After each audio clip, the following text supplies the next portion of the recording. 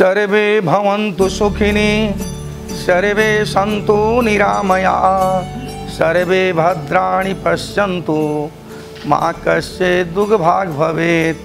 हम पंडित अरुण मिश्रा +1 टेलीविज़न के माध्यम से धार्मिक दृष्टिकोण कार्यक्रम में गंगा दशहरा निर्जला एकादशी के विषय में और वालों उनके सन्मुख में प्रस्तुत करे जा रहल बानी कि आज के दिन ज्येष्ठ शुक्ल पक्ष दशमी तिथि गंगा दशहरा के नाम से प्रख्यात बा। गंगा दशहरा के महत्व का है आ गंगा दशहरा में का दान करे के चाही, गंगा दशहरा ई काहे पड़ल, ए विषय में आज जे बा हम +1 टेलीविज़न के माध्यम से समस्त सनातन प्रेमी भक्तजन दर्शक वृंद एवं समस्त भक्त लोग के समक्ष जे बा दर्शावे के चाहता नहीं कि आज ज्येष्ठ मास के शुक्ल पक्ष यानी कि अजोरिया तिथि, अजोरिया पक्ष के शुक्ल पक्ष कहल जाला, ओमे दशमी तिथि जौन बा शुक्ल पक्ष में ज्येष्ठ मास के ये गंगा दशहरा के नाम से प्रख्यात बा। गंगा दशहरा नाम काहे पड़ल, आय में का करे के चाही, आय से का पुण्य होला, ए विषय में और वह लोगन के लगे हम भेजे के प्रयास करतानी। फिर वह लोगन के सन्मुख जे बा ई +1 टेलीविज़न के माध्यम से ई पहुँचे। जैसे कि गंगा एगो जल स्रोत के साधन ही नाही, गंगा जे बा सनातन धर्म के कोनो भी शुभ कार्य में एगो गंगा के पवित्र स्थान बा। गंगा जल के सबसे पवित्र होला। गंगा जल जौन बारे अगर हमने के जौन साधारण जल पीने सन ओहू में भी अगर एक बूंद गंगा जल के मिश्रण हो जाए तो वो गंगा जल के समान जे बा पवित्र हो जाला। गंगा जल ओकरा के मानल जाला। आ गंगा जल ई जे बा प्राचीन काल में राजा भागीरथ जी के कठोर तपस्या के प्रभाव से भगवान प्रसन्न भईनी, तब जे बा वहाँ के गंगा जी के बारे में वहाँ के बतौनी, मार्गदर्शन देनी। तब जे बा राजा भागीरथ अपना पूर्वज के उद्धार करे खतीरा स्वर्ग लोक से गंगा जी के ए धरती पर अवतरित कैनी। उ दिन आजे के दिन ज्येष्ठ मास के शुक्ल पक्ष दशमी तिथि रहे। ऐसे ए दिन के दशहरा के नाम से प्रख्यात होला। आ गंगा जी के अवतरित भैला के दिन से के कारण से आज के दिन जे बा गंगा दशहरा भी मानल जाला। आ गंगा दशहरा के महत्व जे बा हमनी के हर एक शुभ कार्य में होला। जैसे गंगा जी जे बानी हमनी के कहीं न सन ये पाप नाशनी गंगा, मुक्तिदायिनी गंगा, ऐसे जे बा हमनी के गंगा जी जे बानी गंगा में स्नान कैला से पाप भी दूर हो जाले। गंगा में डुबकी लगावला से मुक्ति भी आदमी के मिलेले। लेकिन एगो बात है में औरी लोगन के लगे ध्यान होके के पड़ल कि पाप जे बा उहे धुलेला जौन की अनजान में भइल होके। योजना बना के कईल पाप जे बा गंगा जी में स्नान कैला से चाहे डुबकी लगावला से उ ना धुलेले। अनजान में जैसे कोनो पाप हो जाए तो गंगा जी में स्नान कैला से जे बा पाप धुल जाले। गंगा जी जे बानी सबके मुक्ति दीने मोक्षदायिनी है। यहाँ के गंगा जी के जल से अगर मनुष्य स्नान भी कर ले तो उनको जे बा शुद्धिकरण हो जाले। अगर गंगा जी के जहाँ अभाव जे बा वहाँ अगर साधारण जल जे बारे पानी ओहू में गंगा के स्मरण कर लेला से गंगा जी के पुण्य के प्राप्ति हो जाला। गंगा स्नान सबसे पवित्र स्नान मानल जाला। अब जे बा हम रउआ लोगन के गंगा दशहरा के व्रत के बारे में बताएं कि आज के दिन ज्येष्ठ मास के शुक्ल पक्ष दशमी तिथि दिन गुरुवार आज के दिने जे बा ब्रह्म मुहूर्त में जग जाई, गंगा से स्नान करी। गंगा जी के अभाव बाड़े तो एगो बटा में थोड़ा सा गंगा जल रख ली, ओमे पानी मिला ली और वो से वो स्नान करी। गंगा जी के स्नान कैला के पुण्य हो जाई। आ गंगा जी के पूजा करी। गंगा जी के पूजन में जे बा सामर्थ्य के अनुसार और वह पंचोपचार भी पूजा कर सकतानी, 10 उपचार भी पूजा कर सकतानी, खोड़स उपचार भी पूजा कर सकतानी, 30 उपचार भी पूजा कर सकतानी। सामर्थ्य जेंग होके ओंग से अपन गंगा जी के पूजन करी। तब जे बा माता गंगा के ध्यान रखी। आप पूजन करके तब जे बा गंगा दशहरा के दिन के दान के विषय में जौन हम रुआ लोगन के बतावता नहीं कि आज के दिन गंगा दशहरा के दिन दान करे योग्य वस्तु जैसे रुआ लोगन के बतावता नहीं कि घट में जैसे मिट्टी के कलश जमुना के घट कह जाला, घैला कहीं भोजपुरी में हमने के घैला भी कह सकतानी सन, घट भी कह जाला, ओकरा के कलश भी कह सकतानी। ये मिट्टी के घट मंगाई, ओमे जे बा जल भर दी।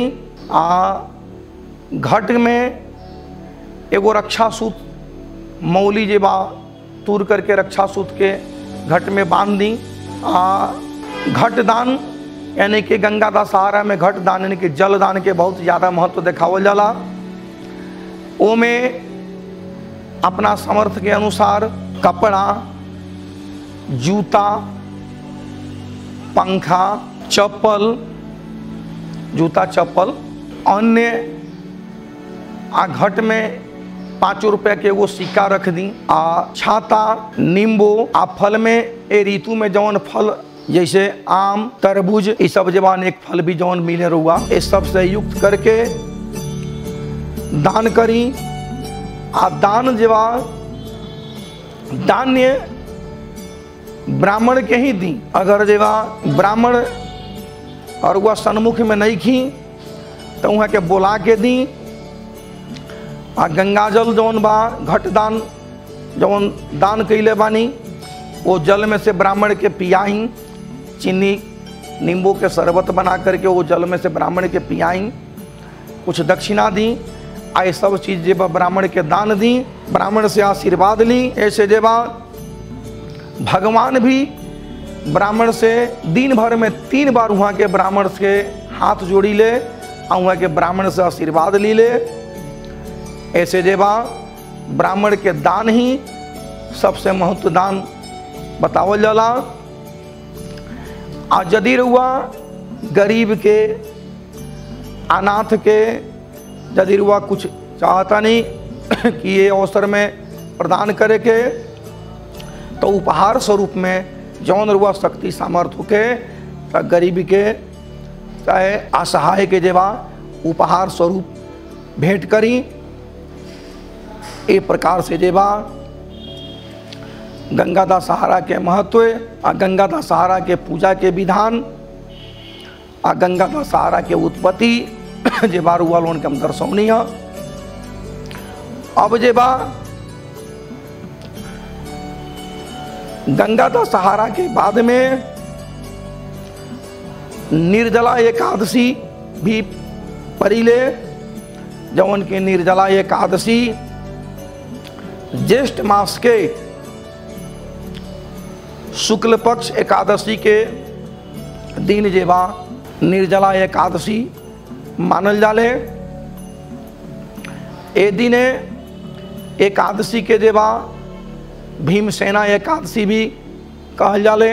अब भीमसेना एकादशी काहे भइल आ निर्जला नाम काहे भइल, ए विषय में भी लोगन के हम दर्शाएम। आ एकादशी के उत्पत्ति कब भइल, एहू विषय में हम लोगन के आज जे बा हम दर्शाएम A+1 टेलीविजन के माध्यम से। तो सबसे पहले हमने के जाने दाम कि एकादशी के उत्पत्ति कब भई। मार्गशीर्ष यानी कि मार्गशीर्ष के मतलब हो गई अगहन। अगहन महीना के उत्पन्ना एकादशी मनावल जाले। उत्पन्ना एकादशी के दिन ही एकादशी देवी के उत्पत्ति है। इस संदर्भ में पूर्व सतयुग में एगो मोर नाम के राक्षस रहे, जौना से समस्त देवी समस्त देवता लोग के परेशान करके रखले रहे। आ स्वर्ग पर धावा बोल देले रहे। और राक्षस से भयभीत होकर के इंद्र आदि सब देवी देवता लोग क्षीर सागर में भगवान विष्णु के पास पहुँचनी लोगन। अब भगवान विष्णु के तपस्या कैनी, भगवान विष्णु के प्रसन्न कैनी। अब भगवान विष्णु जे बा जा करके सब देवी देवता लोग के प्रार्थना सुननी। आ तब वहाँ लोगों से पूछनी कारण के विषय में, जे काहे रुआ लोगन इतना भयभीत बानी, कारण कहा। तो सब देवी देवता लोग भगवान विष्णु से अपन समस्या प्रकट कैलक। आ कहलक जे एगो मोर नाम के राक्षस जे बा हमने के बहुत परेशान कैले बा। आ कौनो तरह से हमने के यज्ञ आ शुभ कार्य के उ सफल नहीं के होके देत। तब जे बा भगवान विष्णु वो राक्षस के बद्ध करे खतीरा वो राक्षस से युद्ध कैनी। तो जब इतना वो प्रबल राक्षस रहे कि भगवान विष्णु से भी वो ना मराइल, भगवान विष्णु जी बा हार गईनी। तो जाके वो गुफा में 400 जोजन के गुफा में 400 कोस के जोजन के गुफा में जाके भगवान विष्णु जी बा वो गुफा में लेट गईनी। जब वहाँ के निंद्रा में डूब गईनी, निंद्रा में आ गईनी, तब जब वहाँ के शरीर से एकादशी देवी के उत्पत्ति भइल। आ वही दिन जब एकादशी के उत्पत्ति भई, जौना के नाम जब अगहन महीना के दिन के एकादशी में जौन आवेले वह उत्पन्ना एकादशी के नाम से प्रख्यात होले। आ वही दिन से जब एकादशी देवी के उत्पत्ति भइल। आ तब जब वह एकादशी देवी वो मोर नाम के राक्षस के बद्ध कैनी। आ बद्ध करके समस्त देवता के शांति मिलल, प्रदान कैनी। तब भगवान विष्णु जे बा वहाँ के ध्यान टूटल, निंद्रा से वहाँ के जब जगनी तब सामने एकादशी देवी के देखतानी। तब भगवान विष्णु एकादशी देवी से कहनी कि रुआ के हैं। तब जाके एकादशी देवी कहनी कि हम रौरे ही शरीर से अंग से हमार उत्पत्ति भइल, हम निकलनी है। आ हम जे बाई मोर नाम के राक्षस के जे बा बद्ध कैनी है। तब भगवान विष्णु बहुत प्रसन्न भइनी वो देवी पर। आ कहनी जे तू हमरा से बर मांग।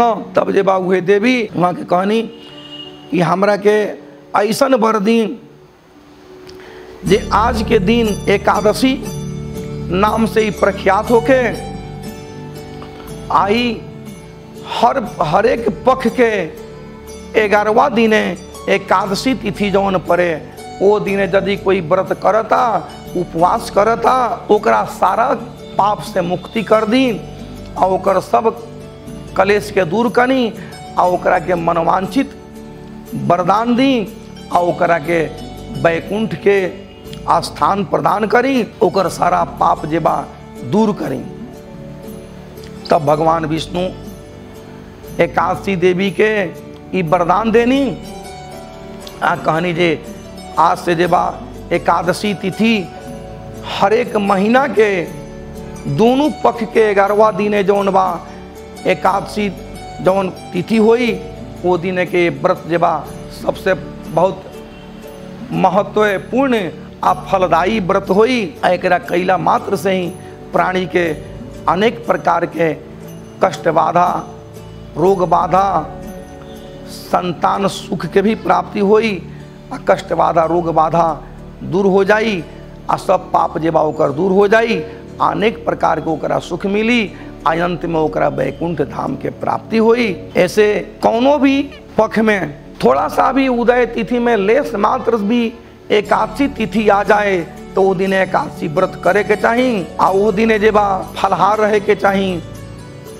आ तब जे बा भगवान विष्णु के पूजन करी आ फलहार करी आ भगवान विष्णु के नाम से ओम नमो भगवते वासुदेवाय ये मंत्र से जे बा हवन करी आ तुलसी से भोग लगाई। अब हमने के चली निर्जला एकादशी के विषय में।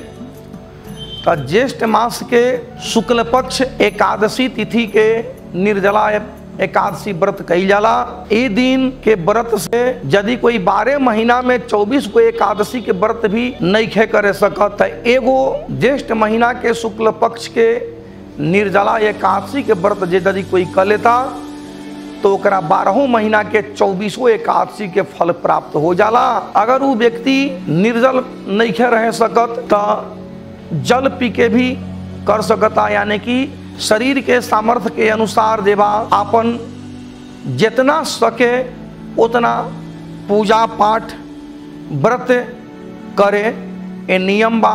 तो अब यदि निर्जल कोई नहीं रह सकत तो जल पी के भी कर सकता, आज जल पी के भी नहीं कर सकत अगर ओकरा फलहार भी करे के बाद तो फलहार भी कर सकता। आज यदि वो फलहार भी नहीं कर सकत ओकरा कहीं भोजने करे के पड़ जाए तो यथाशक्ति जितना ओकरा शरीर साथ देवे उतना व्रत करी, व्रत भूखी। आ यदि अपन शरीर साथ नहीं देवे सकत तो अपन एक टाइम सात्विक भोजन भी कर सकता।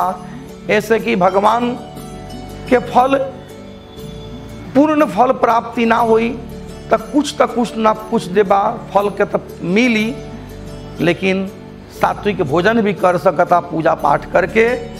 तो पूर्ण फल तो ना मिली निर्जल के, लेकिन कुछ ना कुछ ओकरा फल जरूर मिली। ऐसे देवा ए दिन के भीमसेना एकादशी भी कही जाला।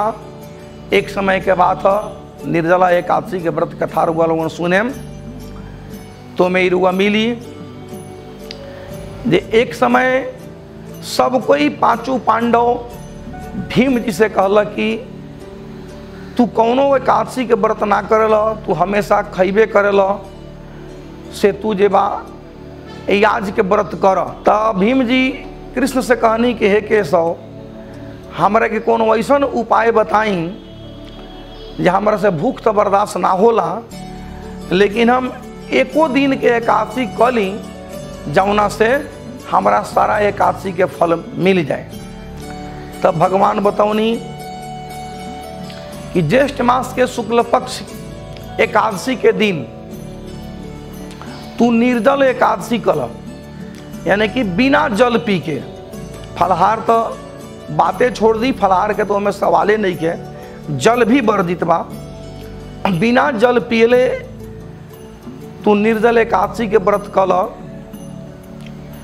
आ सूर्योदय यानी कि द्वादशी के तू सूर्योदय के बाद में भगवान के पूजन करके, केशव के पूजन करके आ अन्न के ग्रहण कल, यानी कि जल पी के अन्न ग्रहण कर। तारा एगो निर्जल एकादशी के व्रत तू कर लेता रह तो तोहरा 24 एकादशी के फल जेबा मिल जाई। तब जेबा भीम जी ओ दिने भगवान के आज्ञा मान करके ज्येष्ठ मास के शुक्ल पक्ष के एकादशी के दिन निर्जल एकादशी के व्रत कैनी। आ बिना जल पियले, बिना फलहार के, बिना जल के भूखनी। आप पूजन कैनी, केशव के पूजन कैनी, नारायण के पूजन कैनी। आ द्वादशी के पारण कैनी, जौना से वहाँ के भीम जी के जेबा 24 एकादशी के फल मिल गई। ऐसे भीम जी ये एकादशी के कैनी, जौना के प्रभाव से ये एकादशी के नाम भीमसेना एकादशी भी कहल जाला। एकादशी के दिन प्राणी के यानी कि मनुष्य के सूते के भी ना चाहिए, एकादशी के जागरण करी। आ लक्ष्मी नारायण के मंदिर में पूजन करी। यदि लक्ष्मी नारायण के मंदिर नजदीक में बानी तो लक्ष्मी नारायण के मंदिर में पूजन करी, या अपना घर में नारायण लक्ष्मी के पूजन करी, भगवान विष्णु के पूजन करी। ये और फलदायी खोला।